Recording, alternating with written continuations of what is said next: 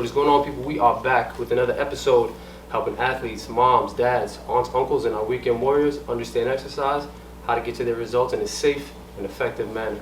Today we'll be talking about and having our first live demonstration, myofascial release. What is it, when to do it, and why it's important. All right. Awesome, yeah. So welcome. So excited to do this live session. This will bring kind of what we've been talking about the past month or so to kind of in person, so you guys get a better look at what we're talking about and discussing. So myofascial release. First, what is this big word, right? Myo just means muscle. Fascia just means pretty much the connective, it just means tissue. So it's really just muscle tissue release, which just means you're just kind of, breaking up some of the tightness and changing the perception that the brain recognizes that muscle to help with mobility, movement, and etc., and to help prepare you for whatever task, activity that you're going to do. So, so that being said, myofascial release is something we use in the beginning of our workout or before an activity. So this is also done as something throughout your week, maybe just to kind of keep some body, just like a tune-up, kind of like a car going for an oil change. Same thing with us, right? We need to continually monitor our tissue, make sure that things are moving and we're getting blood flow everywhere. So another thing is, movement is lotion for the body. So mobility for the body is its natural lotion to keep things moving. And whenever we're using these balls and stuff like that to kind of help open up some of the tissues, we're creating a kind of a balance in the hydration of the muscles in our body. So if you think about blood flow, right? Blood flow in the muscles throughout our body is obviously essential.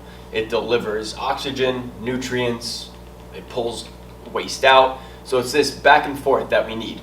However, with prolonged sitting, prolonged standing, even prolonged activity, we start to kind of get out of a balance, right? So now we get out of balance where, sitting too long, we bring a little more stasis, and our tissues aren't moving as much, so that the blood can kind of pool in certain areas, and we're not going to be getting the same hydration that we could optimally get by breaking it up every now and then throughout our week and throughout our activities that we're doing. So hydration is huge. So myofascial release really helps with the hydration into the muscles to help that blood flow, get more blood flow in. And once we create more blood flow, we're able to get kind of more nutrients to flow in and out. And the fascia, which is the tissue that just kind of covers the muscle, that is also a very important area that we want to focus on, because we have tendons, we have nerves all running through all of our muscles. They're pretty much running through these little tunnels and going through the fascia. So if our fascia is pretty tight and dehydrated, meaning it's not getting movement and it's not getting blood flow, that can kind of compress some of the nerves, some of the vessels that are running through my body. So by breaking that up, and you're not breaking up scar tissue or anything. You can't do that with a ball. You're not breaking up anything. But what you are doing is increasing the blood flow to that area. And another thing you're doing is making a connection with your brain. So your brain says, oh, I feel this on my leg. I feel this massage type of feeling that you're doing to my leg. So it starts to kind of reorganize this area in your brain to help with your nervous system. So it helps like your nervous system kind of reset itself, relax itself to help with the activities to follow. So big takeaways from that is it helps with fluid flow, with blood flow, and it helps with your brain kind of perceiving your body as less threatening and as kind of letting you feel like you're able to move again and organizing your nervous system in a better way. So that being said, with that said, yeah, so let's say I'm waking up first thing in the morning. Is there a particular place you would like to start as a physical therapist? Where would you start? Would you start down in the feet? Would you start where you just have aches and pains? How do you alleviate the pains in your body? Absolutely. So 3 areas I think are critical to movement, to longevity, right? We all want to do things for a long time. The feet, the hips, and the thoracic spine. I start with the feet because that's where we ground ourselves. And he's doing a great job. Number one is we got to go barefoot. We got to feel the ground. We got to understand that, you know, our feet are made to feel things. It's made to not be suffocated in a shoe. So I start with there just to kind of bring that into play a little bit more. And like we talked about with this brain connection, the brain perceives our hands and our feet as pretty significant areas. So when we're able to get after the foot early on, that helps kind of relax your nervous system and reset it so that you can do the activity and get the best out of that as well. So Start with the ground up. Start with the ground up for sure. So let's start with that. So What are you using here? What are we using? so this is a lacrosse ball. It's a little bit harder. You could also use a baseball, you know, tennis ball. You might sink in, but a lacrosse ball would be just fine. A golf ball if you want to get more specific. That's when you're endure the pain a little bit more. Yeah. The smaller it is, the more specific and kind of the more intense the stretch. But this is a little bit broader, and this is obviously the broadest. But let's start for the foot. We're going to start with a lacrosse ball. Is there anything in particular, any particular place that you want the people at home to be focusing so on? come a little bit closer to me. So we're going to start, so the audience can see, we're going to start with your right foot, okay? Ideally, I do this with the shoe, with the sock off. Yeah. But for this time, it's fine. I'm going to put this underneath the heel. Yeah. So the heel is very important, right? Because when we're walking, heel contact is how we make our first step. Heel contact, and then the foot goes straight. So he's going to start on the heel. He's going to trace the outer portion to the pinky toe. He's going to come across to the big toe, and then he's going to come back to the heel.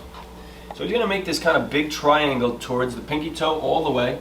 Let the toes splay a little bit across to the big toe, and then you're just going to come back. And you know, do this about 5 to 10 times. And you want to go a little slower because he's going to do something right here. As he's coming across the foot, you want to see your toes splay a little bit over that, right? It's not just this back and forth thing. You want to actually see your bones kind of splay. Splaying means just to like spread out over the ball that you're making contact with. So I start there.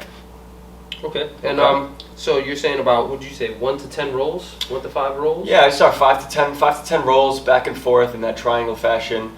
And of course, as you're doing that, you're scanning, right? You're monitoring. You're being conscious of certain areas that might be more tight.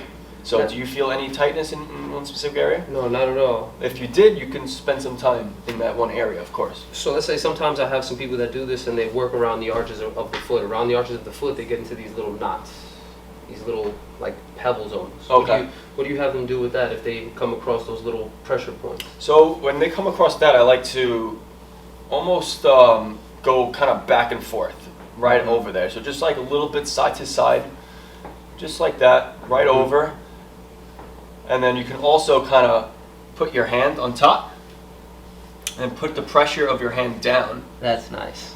And then just push your hand kind of straight down so you're working around that lacrosse ball. Okay, perfect. All right? And now, after that, after I get into my feet, where else would you get into? So now I would like to go on the top of the foot as well. And what you can do there is hold this on top, and you're going to just roll back and forth and just kind of get the top of your foot, because we give a lot of attention to the bottom of our foot, but we also want to give attention to the top of our foot, and especially in between the toes, like the webbing space. You want to definitely try to spread your toes out and then just kind of rub the lacrosse ball down and up the top of your foot as you remain your toes being spread out. I can feel myself getting faster by the moment. Yeah. Go slow too, for sure. Yeah, he caught himself, but you do want to go slow. And you could go slow. You could even go more specific where you don't have to roll the whole way. You could just stay here and just back and forth in one small area. You can put more pressure. So from there, I'll have you go on the ground. Awesome. And for our demonstration, we'll go to the left leg, so just that they see. So we can use, if you have, this is an orb you can get on Amazon. It's a little bit bigger. It's more, it's the same kind of hard. It's still hard as a lacrosse ball.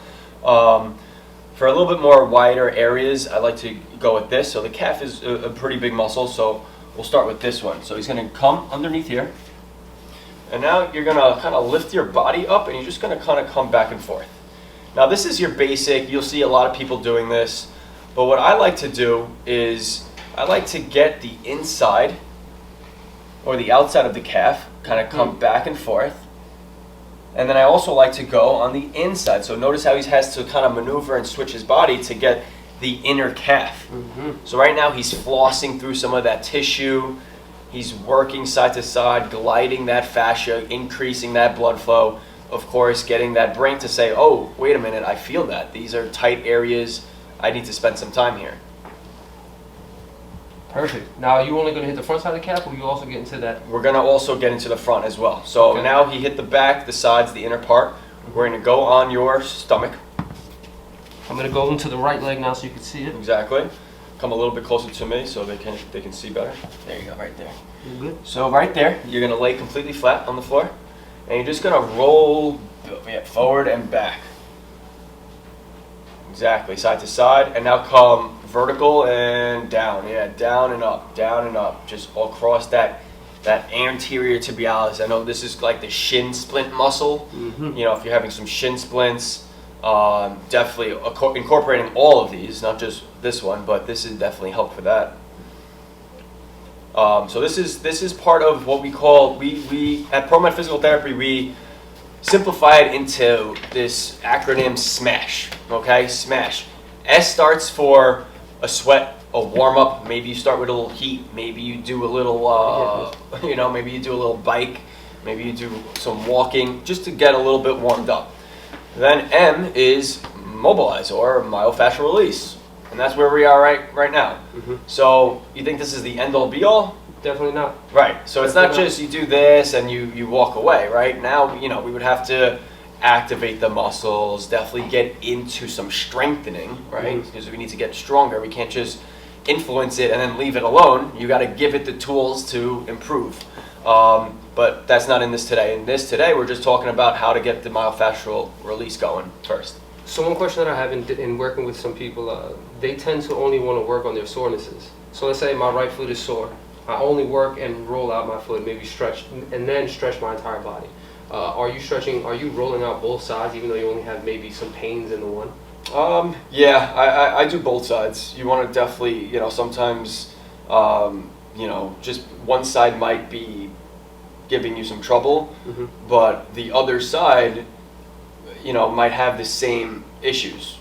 The body is asymmetric, so one side could be overworking and stuff like that. And if you're feeling pain in this side, you know, your brain might ignore that side. So yeah, you definitely have to, you know, give that the same attention. And again, you're making that brain-body connection to say, hey, we haven't forgotten about you. You know, I know this side is bugging you, so always do both sides.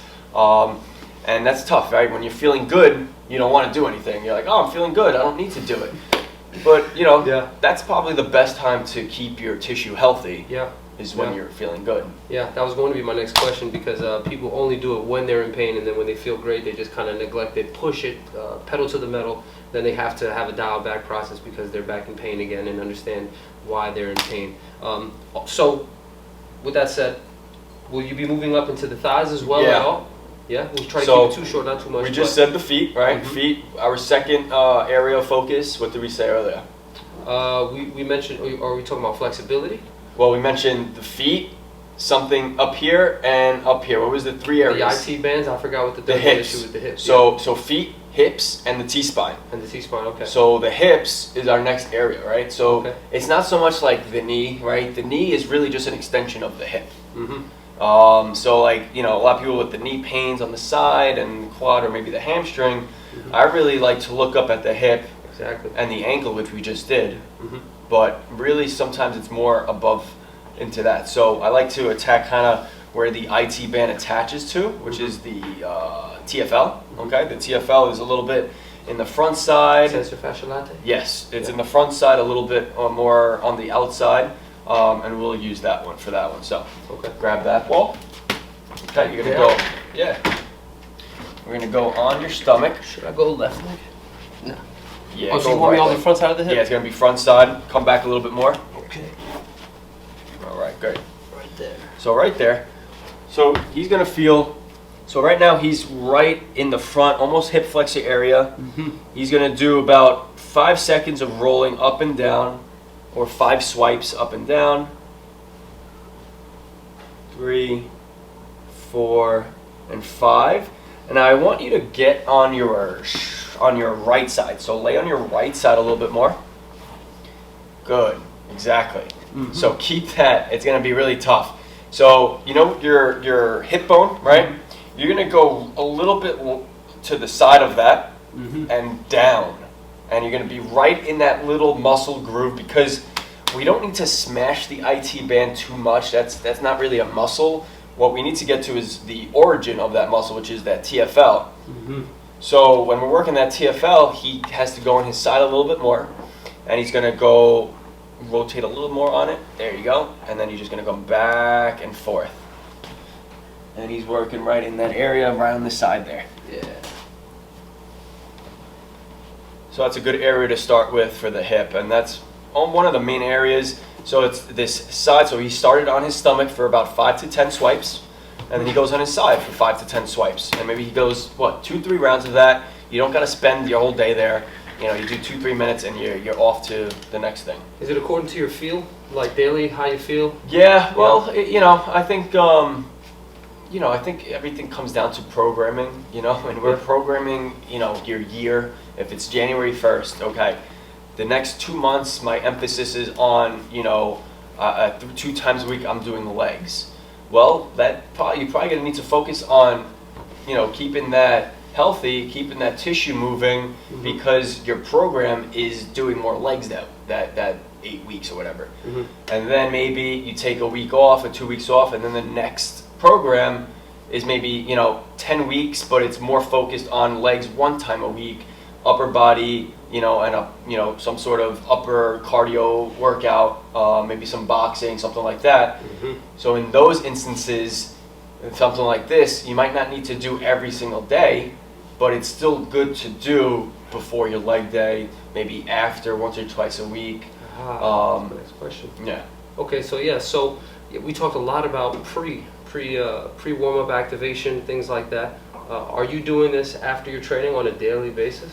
So this is a great way to recover, right? I mean, we're always hitting the gas pedal, so something like this is great to do as a cool down. Yeah. We mentioned my acronym SMASH, right? That's leading towards the functional movements. So you mobilized, you did your myofascial. A is for activate. S is for like a sport specific type of movement, and then H is more kind of like that high training, maybe getting into some squats, maybe getting into some high intensity kind of lunges, something like that. But yeah, SMASH ends with that, right? But really, that's programming you into a workout. But it's always good to recover on your own at home with these tools, just to kind of get your body back into a neutral state, get back into recovery mode, and not being so pedal to the metal, and then just go to sleep, right? You want to prepare your body for that recovery, for just sitting down on the couch, for just laying down, going to bed. It's good to get your body to release itself a little bit, right? You just worked your tail off. You went through the whole SMASH. You activated. You mobilized. You activated. You did some sports things. You did some agilities. You did some some high intensity stuff. Now you're just going to go home and sleep. Well, you probably still ramped up a little bit. So it is good to cool down with these tools. People, listen, I don't know, so many people in the gym, they're just going hard every day, and then they have to take a month off for their aches and pains. Doctor of physical therapy telling you, it's not about just how hard you push, it's also about the cool down process. That's just as important as hard as you work. And you can't work hard every single day. No, absolutely not. So I think that's essential. Let me see where we are with the time. Not bad at all. So, T-spine. So now we worked in from the feet, we worked up into the hips, and now we're up into the T-spine, the thoracic spine. Absolutely. Yeah. Absolutely. So the T-spine, right? That's the third area of focus when we want to start mobilizing and stuff like that. So with that, we're going to have to take this. We're going to take the ball. we're gonna lay on the floor. We're gonna kind of put this on the other side. So he's gonna put this right in the middle of his back here, okay? And in this position, he's just gonna kind of slide down and up, just on the outside or on the side of his spine. So he's not going too far to the spine, but he's just going up and down the kind of outer part of the mid-back there. And then he's gonna do the other side. And again, 5 to 10 swipes both sides, nothing crazy. Got some good popping happening there. Yeah. Some good action. Exactly, some back and forth. It's my favorite, actually. And then now, hold it there in a tight spot, right? Mm-hmm. You're gonna keep your hands behind here. Mm-hmm. You're gonna blow out, ribs are down. Blow out, get the ribs to come all the way down. And I want him to try to open up over that ball, but don't lose your rib flare. So you gotta keep the ribs down as he's trying to open up. Otherwise, if he's just popping up here, he's using his lower back. But we said we wanted to, yeah, like that. Mm-hmm. So do that again. So when he's doing that, he's using lower back. And we said we needed to get to the mid-back. The rest is the T-spine, right? That's the area of target, not the lower back. So how do we not get lower back? Well, exhale, blow out, lock out that lower back so that the ribs are coming down. So he can't cheat now. His ribs are down, his core is engaged, and now he's gonna open up the chest over that T-spine as he's exhaling and breathing down, holding his core tight. So that's a real good go-to. I also like to go on your hands and knees. Okay, come a little bit closer so the camera can see you. Beautiful. Arms straight down into the floor, about shoulder width apart. Okay. Now what he's going to do, he's going to push away from the ground. So push up. Hold that there, that nice pelvic tilt. Good. Now go back out so the audience can see the wrong way to do it. So that's the wrong way to do it, right? Mm-hmm. What we want to see is him tuck his butt underneath him. So tuck that butt, push underneath the other way. Good. And now push into my hands. Push up, up, up. Ribs are down. Blow out. Blow out. Now hold it there. He's going to breathe in and focus his attention on driving air here. And then he's going to exhale. And he's going to bring those ribs down and push away at the same time. He's going to breathe in, he's going to exhale, blow out, and he's going to keep pushing away from the floor. Don't lose that. So you can see here, he's starting to lose that. So he's got to work on blowing into that T-spine. So breathe in, exhale, and push away again. Yeah, that's better. So you're just pushing away for both. For the inhale, you push away, and exhale, because we want to mobilize this mid-back. So then I would end with that just to kind of, myofascial doesn't just have to be with a tool. Mm-hmm. It doesn't have to just be with lacrosse ball and getting on top of your muscles. You can move it with your body, stretching, breathing, making sure your intention is on your breath. Because by him inhaling and exhaling and him expanding that mid-back, guess what that's doing? That's stretching out your muscles and your fascia in the back there anyway. Circulation, yeah. And just what he said earlier, you should get a nice little sweat onto your body. I haven't even done much. I've done a typical warm-up, but I've got a nice little perspiration, and my body is and will be ready for activation when the time comes to it. Yeah. So, yeah. With that said, guys, I think we're up and out of time for our first little demonstration episode. We will have more coming for you next week. We'll be talking more about the upper body and how to myofascial release the upper body in certain spots. And if you have any questions, places that you'd like to get help with about how, send us an email at prometpt@Kinetic Remedy, and we can help you with your needs. So with that said, yeah, like I said, like he was just saying, this is the key kind of staple areas that we want to look at. Mm-hmm. It doesn't end here. This is the beginning. Let's keep the conversation going. Let me know if you have any questions. You can find me at the Boxing Doc on Instagram. Awesome. Comment at Prometpt. And share with a friend, share with somebody who can benefit from this information. Thank you. People. Yes, more coming. Strength building, flexibility, exercising, cutting fat, nutrition, all the good stuff. We'll begin to have it for you. Awesome. So, yeah, brother. Thank you. Appreciate it. Man. Good job.